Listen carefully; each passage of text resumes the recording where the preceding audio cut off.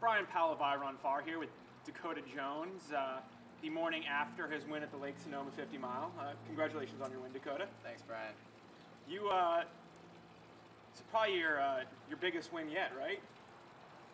You think so? Yeah, I guess so. I didn't think of it like that, but I suppose with the number of people that were here and I don't know. Yeah, I've had some other good results, but I guess they were all second place last year, so yeah. That's nice. It's a good feeling. Yeah. Well, tell us a little bit about how your race played out. There was a good group of people that went out from the start. Yeah. Yeah, I mean, it was pretty simple. There's not like a big story behind it. I just ran a lot, and then I won. It's kind of lucky me. But, yeah, we just started the race. There's a lot of people in the big pack, and then eventually, like most races, it dwindles, and there's just a few people, and eventually it was just Tim Olson and Jorge Maravilla and I running together. Not that far in. You guys had... Yeah, I guess like 12 or 15 miles in. It was the three of us, and then just behind us, a few turns, was Dave Mackey and Hal Corner. But yeah, Tim and Jorge and I ran for a long time, and then there were these two big-ish climbs before the turnaround point, and I was climbing a little better than those guys, and so I got ahead of them on the second one, and then I came into the halfway point at the turnaround ahead of them, and just kind of fired it up from there and just tried to get ahead of them, and I just hammered the descents and tried to get out of sight, and just I got ahead, I got by myself, and I just ran alone for the rest of the race. Yeah, tell me a little bit about your thinking in trying to get out of sight. I mean, there's a lot of turns and twists on this course. Is that a big mental deal? I've done that before, like where I try to get out of sight. Because yeah, I mean, if you're trying to catch someone and you just keep going around turns and you can't see them, it's got to have some kind of psychological toll. But I mean, it seems silly to have the kind of strategy like that. But yeah, I mean, I guess there is that aspect in it. Mainly, I was just trying to go as fast as I could to get ahead of them. Yeah. And run by myself. And then once you were sort of alone in the front, what was the feeling with getting chased by Dave Mackey and Hal Corner? Yeah, well, I thought it was Dave Mackey and Hal Corner behind me, but I don't know.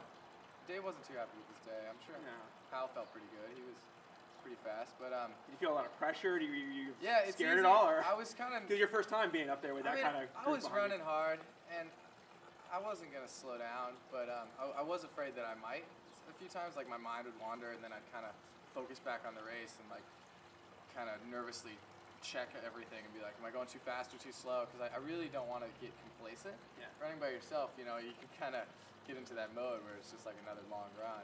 And in a sense, that's what it was, and that's kind of a good way to think about it, to keep the pressure down. But at the same time, if you do that too much, take it too far, then you're going to you just slow down. Yeah. And you get caught and you lose. Well, unlike some in the ultra scene, you took a real off season. Tell us about that. Yeah, I took it easy. From the end of the North Face 50 in December until I didn't really start training until February sometime, like the end of February, almost March. And I mean, I was running for sure. I like running. So what was your? I probably did 40 miles a week for that time. Not just go out and run. Just no totally training. Go out and run, no speed work or anything, and just run around where I feel like it. Stop when I'm done. And I think that was really good. I did a lot of climbing. I just focused on different things. And then, I mean, one day I was just running in Denver, and I was like, I'm really ready to train now. And it was cool, It's like I feel that fire, peaked back up. I'm ready to train, and I got back into training. And I've been working hard ever since. And it feels good. It feels really good to be fit again. I think it's good to have those times where you're not so fit and not so motivated, because then once you get it back, it's just it's a new feeling. It's amazing. And helping you get fit this year, you have a coach. How did that come about? Well, I did an interview, and then and I mentioned in passing that a coach, or that I thought about a coach before, but I'd never done anything about it. And then this guy from Carmichael Training Systems in Colorado Springs, Jason Koop, he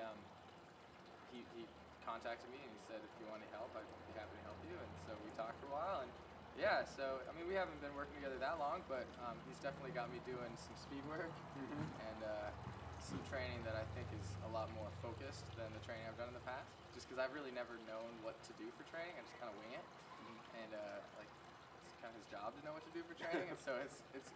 I mean, judging by yesterday's result, I think it's working out really well. I'm looking forward to continuing it. Well, you have a bit more of a flexibility in your training schedule these days. Yeah. Living on the road, out of your car after. Yeah, the hardest part about it is finding a place to run if I'm in a new town every day. Yeah. Which is okay if that's the hardest thing to do. So what made you decide to go out on the road, to leave school and to go out and... I mean, I just felt like I was in school and I was spending a lot of money to do something that I didn't care about, and since I didn't have any purpose, like it's not like there was a job that I wanted that required a degree, and because of that, it's like I was just spending a lot of money and I didn't want to be there, and so I was doing a poor job, and I hate when I do things poorly. I couldn't take that. And so I figured I'll go back. I mean, nothing bad about school. Like, I think it's a really good thing, but I think I need to know what I'm doing when I'm there. And so I'm figuring it out. I'm doing what I like now, and it's good to know that I'm doing it pretty well. Yeah. So with that newfound freedom, you have a lot of exciting events coming up. What are you most excited about in the next 3 or 4 months? Well, I guess races. I'm in full-on running mode now, for sure. I'm in a month from now, on May 12th, I'll be in the Canary Islands running the Transvolcania 50-mile race, which is it's like the most stacked field I can think of. It's got like everybody there from Europe and America, so that'll be really cool. But it's also running over a volcano in the Canary Islands, so that's really cool too. I mean, there's really nothing bad about that I can see. And then a week after that, there's the Zegama Ice Quarry Marathon in the north of Spain, which I'll suffer through, probably slowly, but you'll be focusing on Transvolcania. Right, exactly. And then I'll come back and go into the mountains, spend the rest of the summer up high, especially probably in the San Juans, southwestern Colorado, training for Hard Rock on July 13th. That's kind of the main focus race of the year overall. So in winning a Western States slot yesterday through the Montreal Ultra Cup, you will be declining your entry. I know, it's hard to do that. Western's a cool race, and it's got so much history, and there's so much competition there, and it's really a race that I'd love to do. But I don't know, like the same with school. Like, I dropped out of school because I didn't feel like I was doing a good job. And if I did Hard Rock and Western, I don't think I could do a really good job at both of them. You kind of have to choose one or the other. And so since I got into Hard Rock, and it's like really hard to get into Hard Rock, I think I'm gonna do Hard Rock this year, and then maybe next year I'll do Western States if I get in. That's a hard decision to make, but yeah, it is. I think a lot of people would agree that's the right decision. Yeah, well, I mean, when I do it, I want to do it right. So. Yeah. Well, good luck in training this season and racing, and we will see you in Spain. All right. Yeah? Will you be there? I'll be in the Canaries with you. All right. Very cool. See you there. Thanks a lot, Brian. Thanks.